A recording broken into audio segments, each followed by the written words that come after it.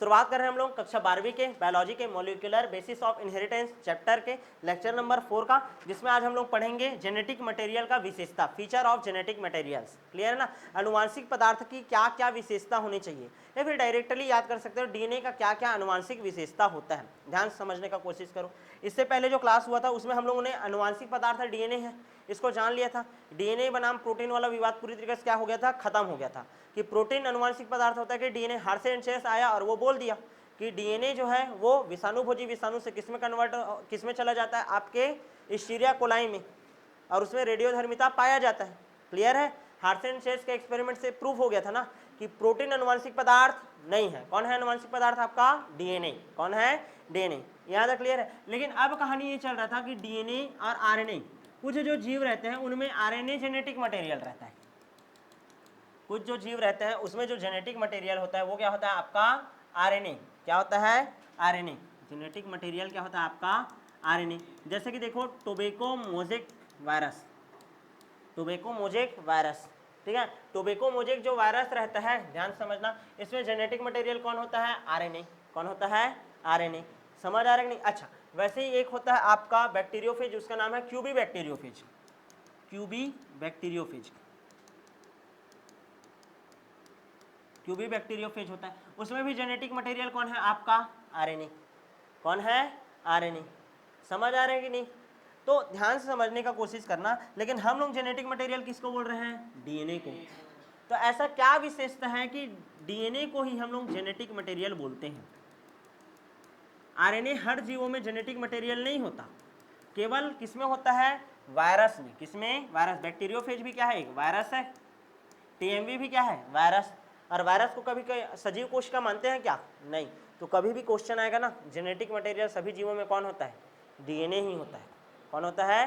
DNA ही होता है। RNA कभी भी होता नहीं है। आरएनए जेनेटिक मटेरियल केवल किस में हो सकता है? वायरस में। कौन कौन से वायरस में? TMV, QB bacteriophage. क्लियर है? अब ऐसा क्या कारण है कि डीएनए को जेनेटिक मटेरियल माना गया? क्लियर है? क्वेश्चन कैसे आएगा, ध्यान दो। क्या कारण है कि डीएनए को ही जेनेटिक मटेरियल माना गया? ऐसा करके क्वेश्चन आ सकता है। या फिर आ जाएगा कि डीएनए को ज़्यादा प्रायोरिटी दिया जाता है किससे? अनुवांशिक पदार्थ के रूप में आरएनए से। क्लियर है ना? डीएनए भी जेनेटिक मटेरियल है, आरएनए भी हो सकता है, लेकिन ज़्यादातर क्या रहेगा? डीएनए ही रहेगा। क्यों ऐसा प्रायोरिटी दिया जाता है? ये क्वेश्चन आ सकता है। या तीसरा आ जाएगा डीएनए की विशेषता। डीएनए की विशेषता। क्लियर है? या फिर चौथा क्वेश्चन आ सकता है कि क्या कारण है कि आरएनए को जेनेटिक मटेरियल नहीं माना जाता? क्लियर है? चार प्रकार से क्वेश्चन बन सकता है। क्लियर है कि नहीं? क्या कारण है कि डीएनए को ही जेनेटिक मटेरियल माना जाता है? दूसरा, क्या कारण है कि आरएनए को जेनेटिक मटेरियल नहीं माना जाता? क्या कारण है कि डीएनए को आरएनए से ज़्यादा प्राथमिकता दिया जाता है जेनेटिक मटेरियल होने के रूप में? क्लियर है? शुरू करें? ध्यान देना जिधर, ठीक। अब ध्यान से समझो, कोई भी अनुवांशिक पदार्थ हो, चाहे वो डीएनए हो चाहे आरएनए हो, उसमें क्या क्या गुण होने चाहिए पहले तो देखो।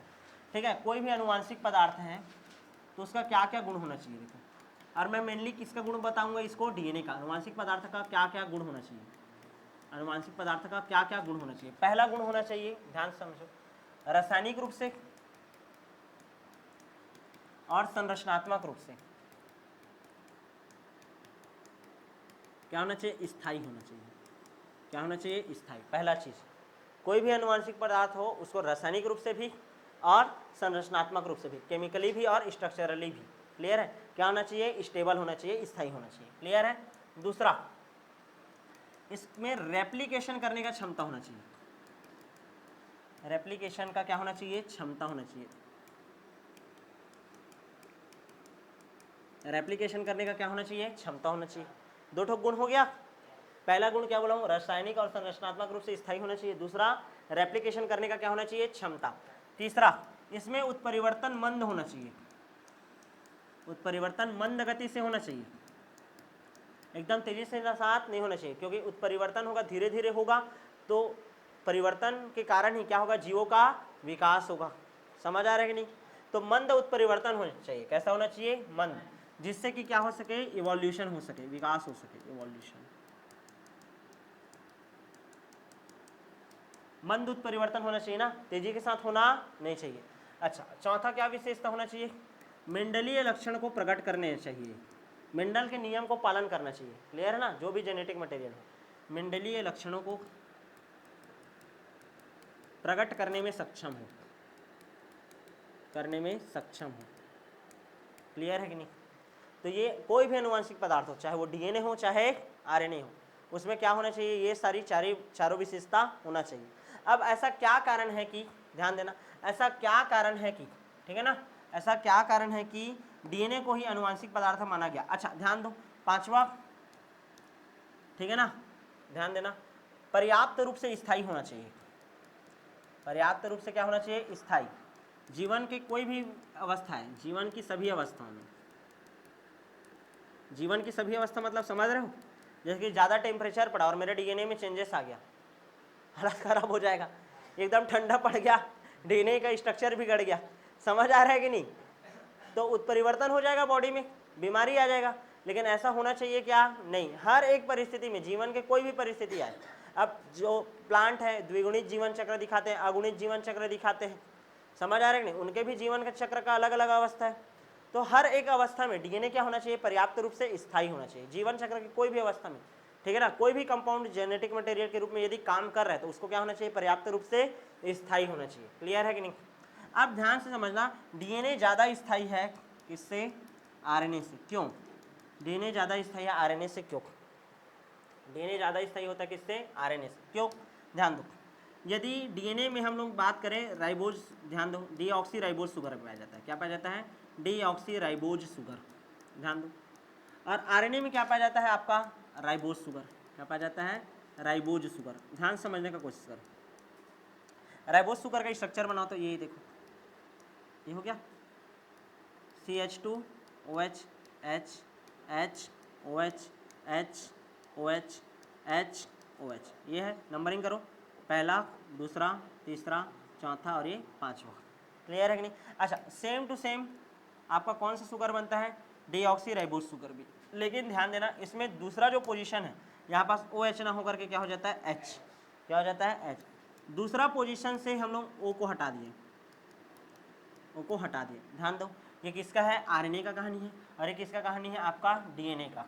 ध्यान समझना, डीएनए में दूसरा पोजीशन पर O नहीं रहता, केवल क्या रहता है? H रहता है। क्या रहता है? H। और जिसमें केवल दूसरे पोजीशन पर H है, इसके कारण ये संरचनात्मक रूप से, संरचनात्मक रूप से क्या हो गया? स्थायी। संरचनात्मक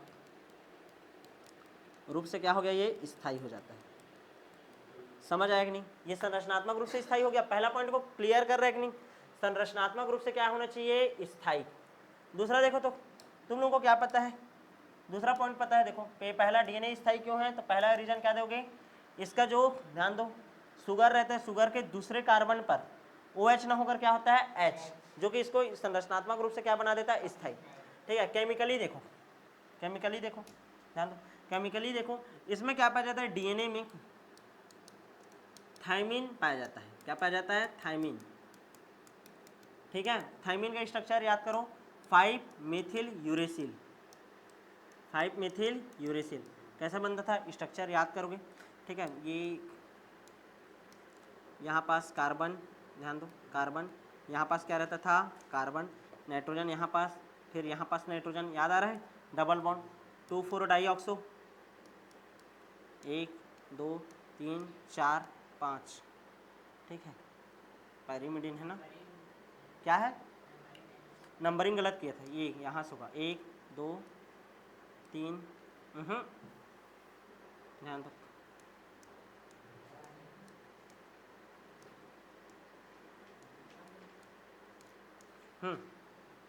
चलो अब ध्यान दो, तो यहाँ पास क्या आ जाएगा? नंबरिंग करोगे, पहला, दूसरा, तीसरा, चौथा, पांचवा और ये छठवा, ठीक।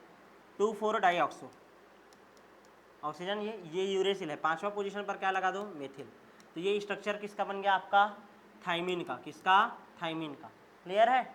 अब ध्यान दो, ये जो थायमिन रहता है वो ज़्यादा स्थायी रहता है केमिकली की देखो। और यूरेसिल देखो तो, यूरेसिल किस में पाया जाता है? आरएनए में। किस में पाया जाता है? आरएनए में। आरएनए का स्ट्रक्चर में जब देखोगे, ये कार्बन कार्बन, ये नाइट्रोजन है, ये नाइट्रोजन है ना, ध्यान दो। और यहाँ पास देखो ऑक्सीजन, और यहाँ पास भी क्या है? आपका ऑक्सीजन। क्या है? ऑक्सीजन। ध्यान दो तो, याद करो, हम लोग यदि इसमें 5वां पोजीशन पर मेथिलाइजेशन कर देते तो क्या बन जाता था, थाइमिन, और चौथे पोजीशन पर एमिनेशन कर देते तो क्या बन जाता था आपका साइटोसिन। क्या बन जाता था, साइटोसिन। याद आ रहा है कि नहीं, क्लियर है। यानी ये क्या है, अस्थाई है। क्या है, अस्थाई। यूरेसिल क्या होता है, अस्थाई। लेकिन थाइमिन देखो किसी में चेंज होता है क्या, नहीं। तो केमिकली भी ये क्या है, स्थाई है। संरचनात्मक रूप से भी बता दिया और रासायनिक रूप से। यहाँ तक क्लियर है, समझ आया कि नहीं। अच्छा, दो चीज हो गया। तीसरा देखो तो रेप्लिकेशन का क्षमता होता ही है भैया, सबको पता है। उत्परिवर्तन मंद गति से होता है। अच्छा, पर्याप्त रूप से स्थायी होता है। ध्यान से समझो, जब हम लोग कौन सा प्रयोग किए थे, ठीक है, ग्रिफिथ का प्रयोग। किसका प्रयोग, ग्रिफिथ का प्रयोग। ग्रिफिथ के प्रयोग में ताप द्वारा मृत असविभेद था। उसका देखो टेम्परेचर देने के बाद भी डीएनए कैसा था, सही था। तभी तो वो किस में गया होगा, आर में, और आर को किस में चेंज कर दिया था, एस में। मतलब टेम्परेचर देने पर भी डीएनए जल्दी खराब होता है क्या, नहीं। समझ आ रहा है कि नहीं। तो पर्याप्त रूप से क्या है, स्थायी है। समझ आया कि नहीं, ठीक है। तो दो चीज़ तो तुम लोग को आसानी से पता चल गया, ठीक है, कि दूसरे पोजीशन पर ऑक्सीजन नहीं होता, ठीक है, डीएनए में, और क्या, थायमिन होता है। क्या होता है, थायमिन। उत्परिवर्तन कैसा होता है डीएनए में, मंद। उत्परिवर्तन कैसा होता है, मंद। उत्परिवर्तन कैसा होता है, मंद। और ग्रिफिथ के प्रयोग से जान डाले थे ये कैसा होता है, स्थायी होता है। क्या होता है, स्थायी। यहाँ तक क्लियर नहीं। अच्छा, ध्यान से समझना, डीएनए जो रहता है रासायनिक दृष्टि से कम सक्रिय होता है। रासायनिक दृष्टि से क्या है, कम सक्रिय, कम सक्रिय। लेकिन यदि इसको हम लोग संरचनात्मक दृष्टि से देखें तो ये क्या होता है, अधिक सक्रिय। क्या होता है, अधिक सक्रिय। तो ये हो गया किसका विशेषता, आपका डीएनए का। किसका, डीएनए का। यहाँ तक क्लियर है कि नहीं, किसका हो गया, डीएनए का। तो यही सब कारण है कि जो डीएनए होता है वो अधिक स्थायी होने के कारण अनुवांशिक पदार्थ का, यानी कि अनुवांशिक सूचना का संग्रह करता है। क्या करता है, संग्रह। और जो आरएनए होता है ना, वो अनुवांशिक सूचना का क्या करता है, संचरण करता है। क्या करता है, संचरण करता है। यहाँ तक क्लियर है कि नहीं। ये अनुवांशिक सूचना का संग्रह करेगा और ये क्या करेगा, संचरण। यानी डीएनए में जो भी इंफॉर्मेशन है, यानी कोई भी इंफॉर्मेशन आएगा पीढ़ी दर पीढ़ी, उसको इकट्ठा करके ये डीएनए रखेगा, और उसको एक ध्यान देना, उसको डीएनए से किस में कन्वर्ट होगा, आरएनए। समझ आएगा नहीं, आरएनए, आरआरएनए, टीआरएनए, ये सब भाग लेंगे और अनुवांशिक सूचनाओं का क्या करेंगे, संचरण करेंगे, प्रोटीन बनाएंगे। किसमें क्या बनाएंगे, प्रोटीन। समझ आ रहा है नहीं। तो ध्यान समझना, अनुवांशिक पदार्थ का ध्यान देना, अनुवांशिक सूचना का संग्रहण कौन करता है, डीएनए, और स्थानांतरण करने के लिए कौन बेस्ट होता है, आरएनए। मतलब दोनों का महत्व है, क्लियर है। लेकिन याद रखना, अनुवांशिक पदार्थ कौन होता है, डीएनए। कौन कौन से रीजन से होता है, ये सब हम लोग पढ़ लिए। अब जो नेक्स्ट क्लास होगा उसमें हम लोग बात करेंगे पैकेजिंग ऑफ डीएनए। जो इतना बड़ा डीएनए है, एक सेल में, ध्यान समझना, एक सेल में कितना बेस पेयर है, एक छोटे से नाभिक के अंदर 6.6 × 10⁹ बेस पेयर है। इतना छोटा सा जगह और उसमें इतना बड़ा बेस पेयर वाला आपका डीएनए, उसको कैसे समेट करके रखा जाता है, इसके बारे में पढ़ेंगे हम लोग नेक्स्ट क्लास में, पैकेजिंग ऑफ डीएनए के साथ। तो मिलेंगे आप नेक्स्ट क्लास में।